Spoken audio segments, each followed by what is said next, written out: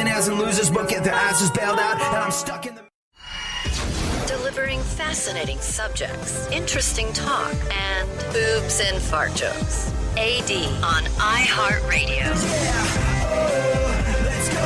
Talking that mess, better act like you know.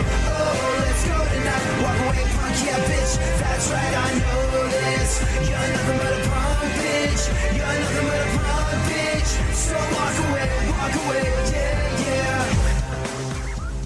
We are joined today via Skype from Australia by Gonzo and Parv, two of the stars of Unplanned America, a documentary series shot by three dudes from Australia who sold everything, saved their pennies, bought a 99 Camry with 300,000 kilometers. Quick, Funkhauser, math, what's that in miles? A lot.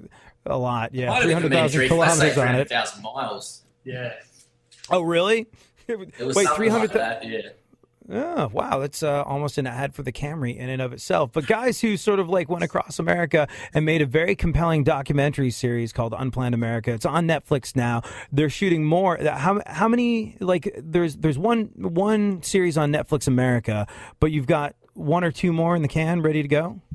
Yeah, so we actually went back over the sort of, well, our summer, which I guess we were there from, what was it, October to January, like 2014 to 15. And we, so it was just on TV here in Australia where we sold it to, and it went reasonably well for us. So this time they sent us back with quite a meager budget, but sent us back, and we filmed two series basically in the 4 months. So it was a lot more sort of, you know, a lot more frenetic this time around finding the stories. But I think the next series is hitting Netflix in about 6 weeks, and then the third series will probably be on in around January next year.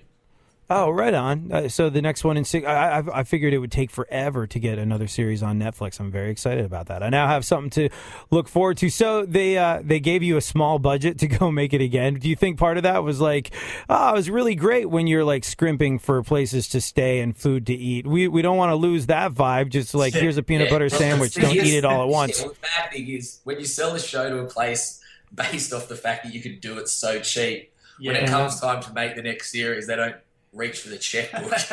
Like, you told us you could do it really cheaply. We're like, damn it, you should have lied.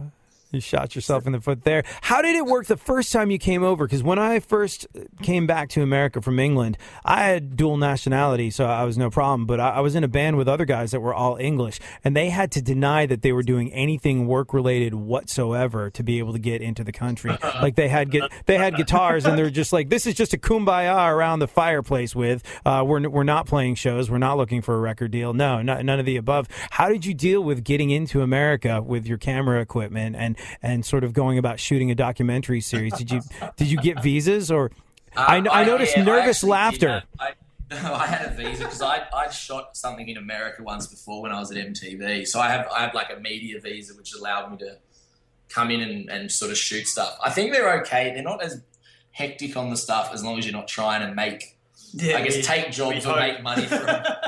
Right. We all have visas now. We have visas now. But now? Yeah, first series. I had a visa first series. I was the only one working. The other two were just hanging out with me. Might be a legal grey area. Who knows? Yeah, a bit of a gray area. Like, how much would it have sucked if you slept in someone's yard for like months at a time, got to America, and they're like, sorry, go home. You're like, oh, man, I camped at my friend's. Okay, thanks a lot. Yeah, I have no home.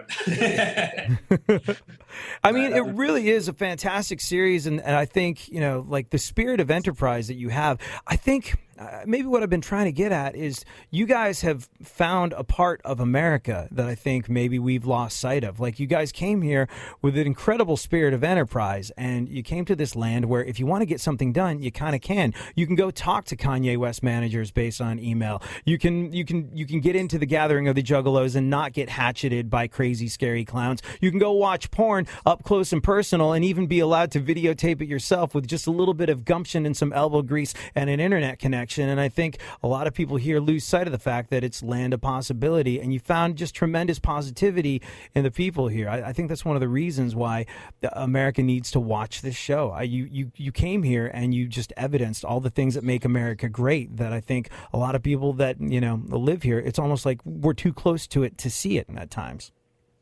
Yeah, I'm glad that came across. It's just because maybe it's because we're outsiders. Often when you grow up in a place, you sort of get bogged down in these kind of made-up rules, or that sort of filter in from you're not really sure where. And we didn't really know what the rules were or weren't, so we just went and did what we wanted to do, and it worked. So yeah, I guess there is something in that. How do you guys go about, I mean, you guys are clearly sort of like a bit of a cottage industry where you're almost sort of like do-it-yourself punk rock bands back in the day where you're making your own stuff, you're distributing your own stuff, you're not asking for anyone's permission or money to go do it, and even when they do give you the money, it's not enough to really make a dent. So you're just incredibly driven and self-possessed with this stuff. How does someone go about getting on Netflix? How did that come about? Well, that was... I'll give a shout out to our local, the channel that airs it here, which is SBS. So we have a woman who basically took it to market for us. So she sort of got involved early with the show and was a champion for us when we first got it on air in Australia here. And she kind of had a contact there, and they saw a couple of episodes in front of them and were like, yeah, this could work. And they bought all 3 series. I think they'd seen the first series and they bought all 3. They haven't seen the second and third series yet, so I hope they like what they get. Tough luck if they don't.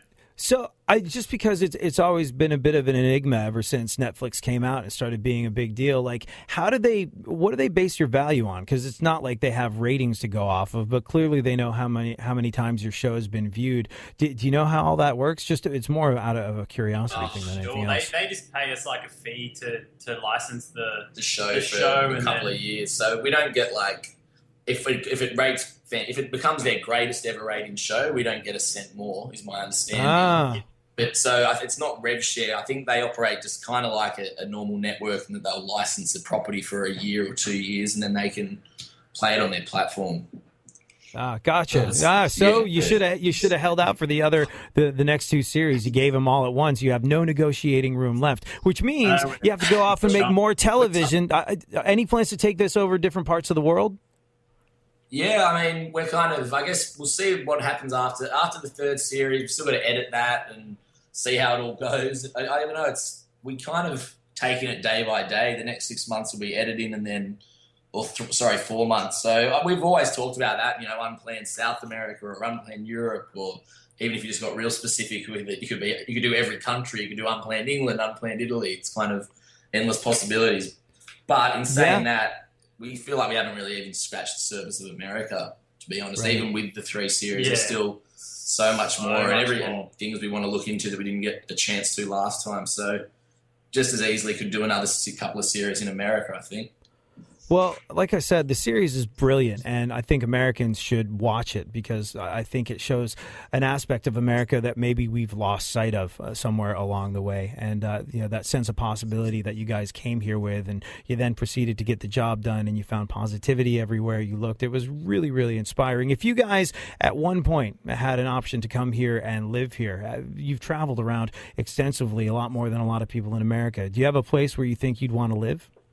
I'd go Portland. Maybe Portland, Oregon's pretty amazing. We do love Portland. Austin, New Orleans, New York, Chicago. I quite like LA. There's a lot of places that really we all kind of took quite a liking to. Yeah. But Portland, I think, is one that we all 3 of us kind of like. This place is pretty amazing. It didn't hurt that in Series 2 we did an episode about the strip club scene there. So yeah, that's a part. But Portland, Austin, I don't know. Every city's got so much sort of different identity. It's hard to pick just one. Strip clubs in Portland in Series 2, which is going to be on Netflix in 6 weeks' time, we think. Yeah, thereabouts. I think it's like a month after it finishes in airing here. So we're on TV at the moment in Australia, that series, and I think it's like a month after the last episode. So about 5 or 6 weeks. So what happened? I'll bite, and this will make people want to watch the series when it hits Netflix next. What happened in Portland that made it such an attractive proposition? They just have a pretty weird strip club scene there. Like the first strip club we went to was a vegan strip club, and then there's a place called Devil's Point where you can do like karaoke with strippers dancing around you. Which is they do stripper the greatest ever strip club maybe greatest ever pub I've been to. I'm gonna go that far with it. And I live in a pub, so I should know. Right? Yeah. Were you scoping out the joint, being like, this is where I would sleep. Mm-hmm. Yeah, no, the Funkhauser, when you do come through next time and you make it to Los Angeles, Funkhauser's other job does involve sort of like a lot of naked women. He does work for Vivid Radio. Is it Funkhauser? Yeah, booze. Oh, there we go. We'll have a few mutual friends. B-Scow, Ralph Long. I don't know Ralph Long. I have not met him yet, but you need to know Ralph Long. Is Ralph Long in series 2? No, he's in series 1. He's in the porn set. He was the cross-dressing fembot. He's just a funny guy. Yeah, okay. I remember the cross-dressing fembot.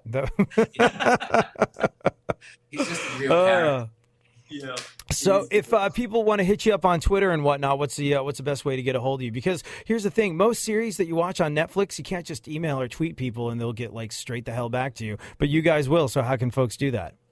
Well, that's the creepy thing with Twitter. Anytime anyone mentions Unplanned America, Nick and I sort of instantly respond and favorite them. Probably the best would be facebook.com/Unplanned America. And then on Twitter, it's just, I think Gonzo Unplanned and Nick Unplanned are our ads. And according to our Facebook analytics, our response time is under 4 minutes. So that's pretty good, I think. That's, mine's 8 or 9. So you guys are way ahead of the curve. And, I know. I'm never going to be able to make a documentary series where I travel and interview people. Not with that attitude. Do you by any chance? It's so funny that I caught your series because I just finished up watching Stephen Fry's documentary series on traveling across America. Have you caught that?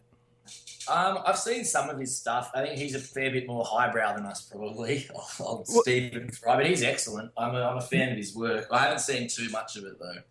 It's on Netflix, like you guys, and actually I don't know if it is, but it's definitely worth a look. And it's so funny watching those two things back to back because he is incredibly well read and he is incredibly sophisticated and he is incredibly wealthy and his documentary was incredibly well funded. But I found that and unlike you guys, he did take a few cheap shots at America and did sort of like use us as the traditional international punching bag. But it was you guys found a lot of the same things back to back. I think you'd enjoy watching it. Hey, thank you so much. We could talk all day, and I'd love to have you guys back on in the future. Maybe we can just have you guys sit in on the show and we can chat about events of the day. I think you guys have a really awesome, unique perspective, and you should definitely, if you're listening, watch Unplanned America on Netflix. Season 1 is up there now. Season 2 is going to be up there in 6 weeks. And guys, thank you so much for being part of our radio family. You rule. Cheers. Thank you so much. That was awesome.